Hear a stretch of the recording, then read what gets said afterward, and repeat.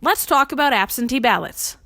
There are multiple ways to vote absentee and some specific rules you'll need to pay attention to. You send in a paper application, you go into an office and apply at a counter, or you apply online. That's how it starts. If you apply for and pick up your ballot in person, you can fill it out on site and turn it in right away. Voting at the counter is a nice way to make sure that everything gets done right, that you get it witnessed, and that it gets into somebody's hands. If you instead opt to receive your ballot via mail and plan to return your ballot by hand, you or someone you authorize must turn it in by 3 p.m. on Election Day in order for it to be counted. If you're sending it back to us via mail or delivery service, you have until 8 p.m. on Election Day for it to reach us.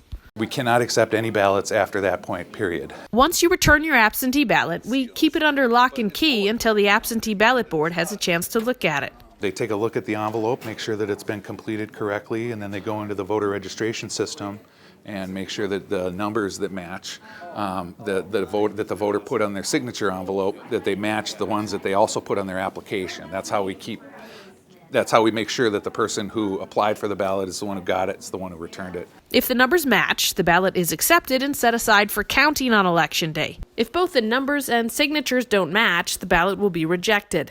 You can check the status of your ballot on the Secretary of State's website.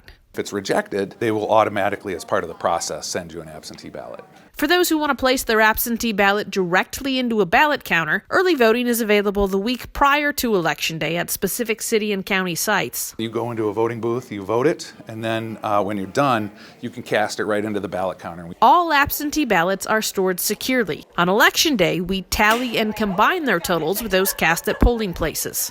We also constantly update our records to keep track of who has cast an absentee ballot to ensure no one can vote more than once. Those records are automatically shared with election judges at the polling places. If I were to vote by absentee, what they do is they send what's called a supplemental report to my city hall that goes out onto the poll books that says Andy Loken has already voted. So they can't even mistakenly choose me again. That's how we prevent multiple voting.